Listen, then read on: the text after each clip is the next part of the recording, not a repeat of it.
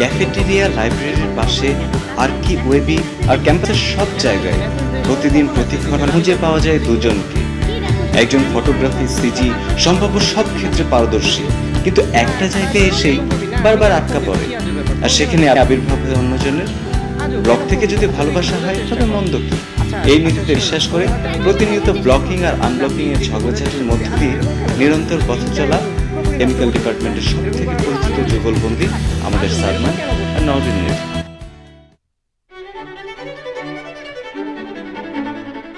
শাফি, বুয়েট 09-এর one of the most eligible bachelor. অবশ্য এ ব্যাপারে তার মন্তব্য, আমার এসবের টাইম নেই এবং আগ্রহ কোনোটাই নেই।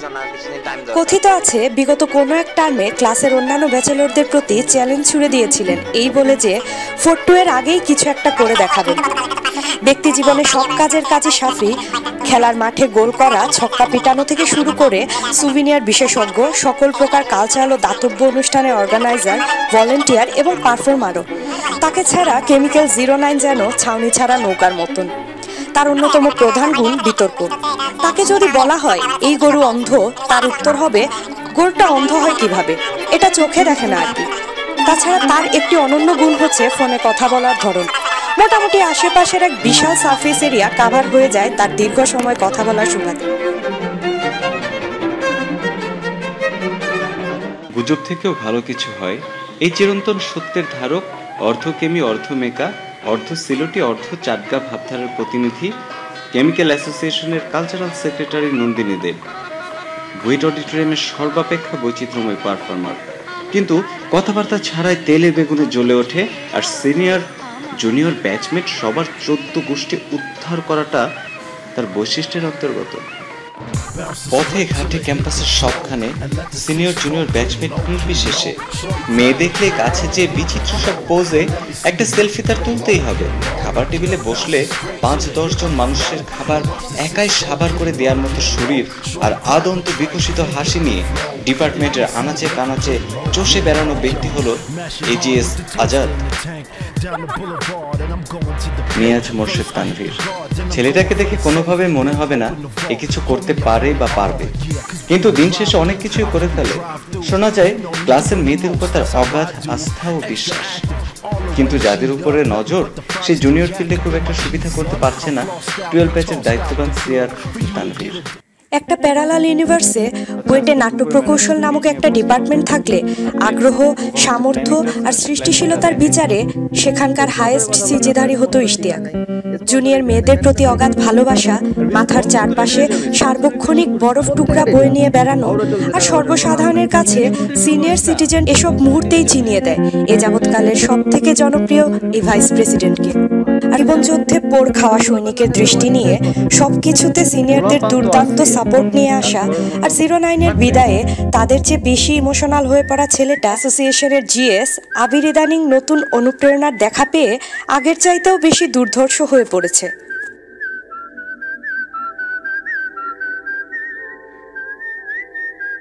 আচ্ছা, যেটা বলতেছিলাম কোন ব্যাচের ভাই? আমিও তো ভাবতেছি, দেখি নাই তো আগে।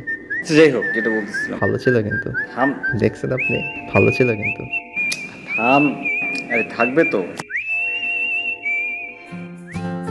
খুব সাধারণ খুঁটিনাটি ব্যাপারগুলো অদ্ভুত অসাধারণ হয়ে ধরা পড়ে তার ক্যামেরায়।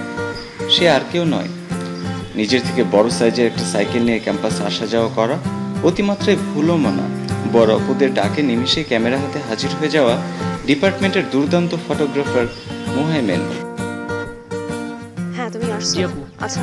এককালের অ্যাগোরাফোবিক, ঠিকমতো কথা না বলে বিশাল পার্টি থাকা মানুষ এখন প্রতিনিয়ত নতুন নতুন চ্যালেঞ্জের পিছনে খুঁজে ফেরে, কখনো নাচ, কখনো মুভি, আর কদিন পর পর ট্যুর। নিজের কাজের ব্যাপারে স্বৈরাচারী মনোভাবযুক্ত সাহিত্য সম্পাদিকা সাবরিনা কদিন পর পরই হাহুতাশ করছে তার অসংখ্য জুনিয়র ক্রাশগুলোর করুণ পরিণতির দিকে তাকিয়ে, অথচ নানা মহলে তার বিপুল জনপ্রিয়তাগুলো কাজে লাগানোর ব্যাপারে কোনো পদক্ষেপই নিচ্ছে না। আচ্ছা বলো ইশতিয়াক, স্পন্সরের কি অবস্থা? স্পন্সর অবস্থা মোটামুটি ভালো, সব জায়গায় আমরা অ্যাপ্রোচ করেছি, কিন্তু সমস্যা হচ্ছে যে এখন পর্যন্ত কেউ কনফার্মেশন দিচ্ছে না।